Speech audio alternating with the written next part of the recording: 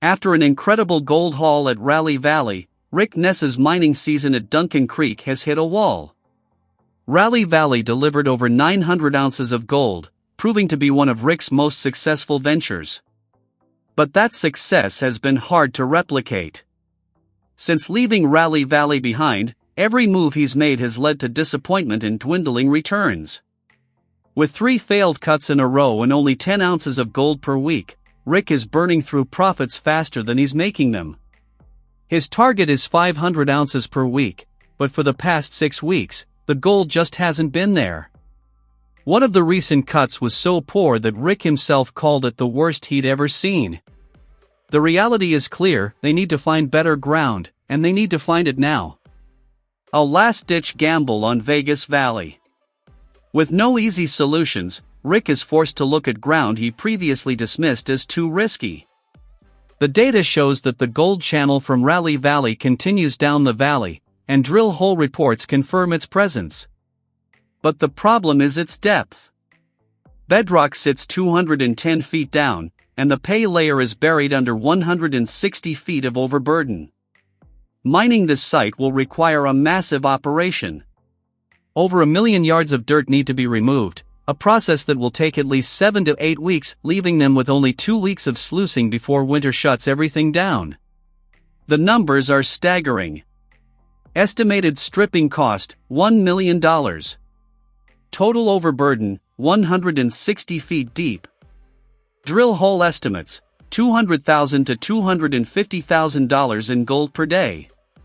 If the gamble pays off, Rick could turn his season around. But if the gold doesn't deliver, he could lose everything, including his crew's hard-earned bonuses. It's an all-or-nothing move. Rick's new claim sits in an area shaped by a massive glacier over 150,000 years ago.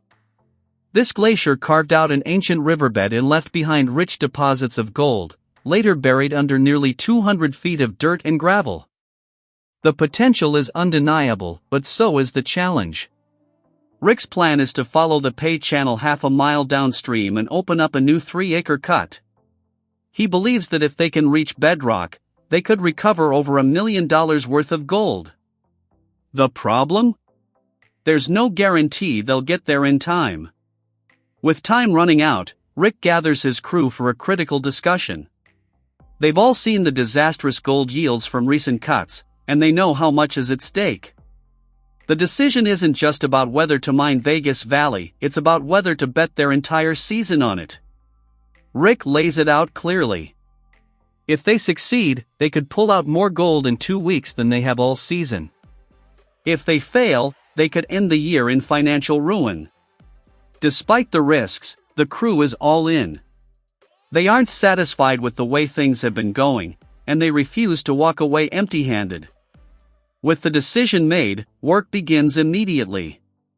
The first steps are draining water from the site, stripping overburden, clearing trees and leveling ground. The site is prepped for a full-scale mining operation, and the team is ready to put in the hours needed to get to the pay layer as fast as possible. The numbers from drill holes suggest that even 10 solid days of sluicing could completely change their fortunes. But that means everything must go right: no breakdowns, no delays, and no mistakes. Rick Ness has built his mining career on calculated risks, but Vegas Valley may be his biggest bet ever. The odds are stacked against him: the deep overburden, the short mining window, and the massive upfront cost. But Rick knows that fortune favors the bold. He's not willing to accept a losing season, and neither is his crew. If they can move enough dirt in time, this could be the move that saves their season. It's all or nothing. Vegas Valley will either be Rick's greatest triumph or his biggest failure. With everything on the line, Rick and his team are ready for the fight of their lives. Rick Ness and his crew are in a race against time, pushing their limits to clear a massive amount of dirt before winter shuts them down. With their gold bonuses on the line, the stakes couldn't be higher. The success of their entire season depends on whether they can strip this cut fast enough to reach the gold-rich pay layer buried deep below. The scale of the job is enormous, but the team is making solid progress. The guys got a good start on this already, one crew member observes. It's only been a couple of days, and they've moved a lot of dirt.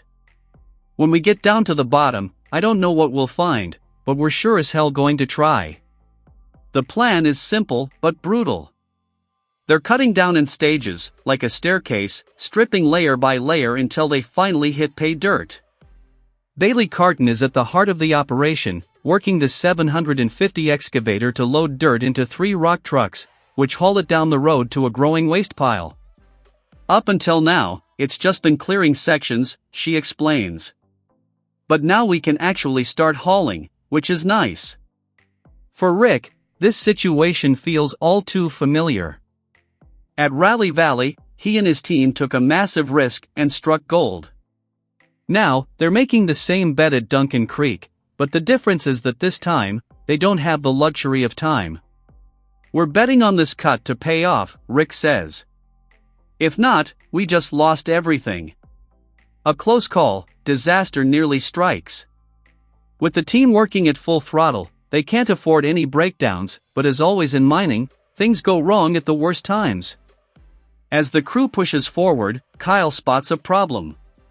Looks like one of the hinge pins fell out of the rock truck, he calls over the radio. The hinge pins are critical, they connect the dump box to the truck, allowing it to tilt back and unload dirt. If one comes loose during dumping, the entire box could tip sideways, sending the truck rolling. Good thing we saw it before I tried to dump, the driver remarks. That road is rough, it must have rattled the pin loose. Ryan, who's working in the yard, confirms just how dangerous the situation was. There are 2 hinge pins in the back of these trucks. If that one had fallen out mid-dump, the whole box could have gone sideways, probably rolling the truck. A crash like that wouldn't just be a financial disaster, it could be life-threatening. Rick wastes no time, calling in an excavator to carefully lift the truck bed while the team works to slot the hinge pin back into place. It's not an easy fix, the crew has to make precise adjustments, and after some effort, and a few hits with a 20-pound sledgehammer, they finally get the pin secured. Anything's easy with a 20-pound sledge, one crew member jokes, relieved that the repair was quick and effective. For Rick, this moment is a wake-up call. Honestly, it's a good thing Kyle was paying attention, he admits. If that had gone unnoticed, we could have lost more than just money, Heather could have gone over. It could have been really bad. With the crisis averted, the crew jumps right back into the action. There's no room for hesitation, they need to move dirt every single day if they want to stay on schedule. It's hammer time, one miner says with a grin. We're going to be pushing these machines every day. If we stay on top of things and fix issues before they get worse, we'll be all right. Rick knows the reality, this is their last shot. If the gold isn't there, or if winter beats them to the finish line, they'll be walking away empty-handed. But if they can dig deep enough, fast enough, they just might pull off one of the biggest turnarounds of Rick Ness's career. Now, it's all or nothing. After a brutal start to the season, Rick Ness and his crew are all in at Duncan Creek, launching an ambitious new dig site. 1 week in, and the progress is already turning heads. With Bailey Carton behind the controls of the 750 excavator, the team is hauling an impressive 90 loads per truck each day, a strong start for such a risky venture. Despite the momentum, Rick knows this cut is a gamble. The amount of dirt they need to move is staggering, and time is against them. We've got a ton of dirt to move and a lot of infrastructure to build, one crew member remarks. It's going to take time, and we're gambling a lot of money, hoping there's a big payday at the bottom of this cut. Risk-taking has always been Rick's style, and he's not backing down now. I like to gamble, he admits. Worst case, I'll need a fuel card to get home. The sheer scale of the operation reflects that high-stakes mindset. The team is pushing forward, carving out the new cut one layer at a time, methodically working their way toward the gold-rich pay layer. As the dirt pile grows, the crew lightens the mood by debating a name for their ever-expanding mountain of overburden. Hollywood Hill, one miner jokes. Hollywood Boulevard, another suggests. But when someone throws out Vegas Valley, laughter spreads through the group. The name fits perfectly, a massive gamble in the hopes of striking it big. Rick grins. Yep, we're rolling the dice on this one.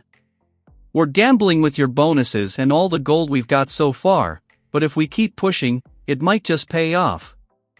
Unlike larger operations, Rick's crew is working with a skeleton crew, making their rapid progress even more impressive. For the few people we have, this is incredible, Rick acknowledges. Just keep it up, and we'll get there. But getting there won't be easy. The team has weeks of stripping ahead, with harsh weather and equipment breakdowns always looming as threats. If they can hold the pace, avoid major setbacks, and reach the gold-rich ground in time, this gamble could turn into one of the biggest paydays of Rick's career. For now, it's full steam ahead at Vegas Valley, where Rick Ness and his crew are proving once again that in gold mining, fortune favors the bold.